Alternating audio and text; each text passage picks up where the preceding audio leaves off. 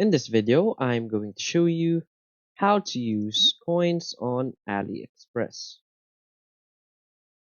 So please watch the video until the end and follow this tutorial step by step to avoid making mistakes.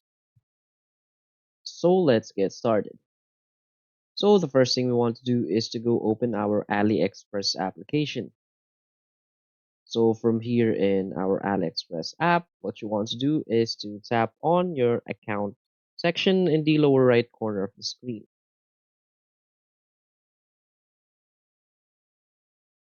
Now from here, you will see this big section for the coins. So let's just tap on coins and tap on collect.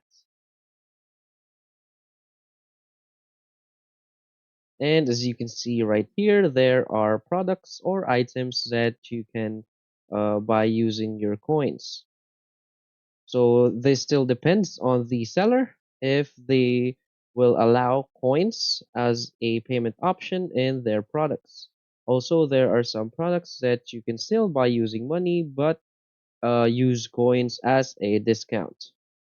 So just simply head here to coins and select all of the products here that is eligible for the payment of coins. So that's basically it. So if you find this video helpful, please hit like and subscribe. Thanks.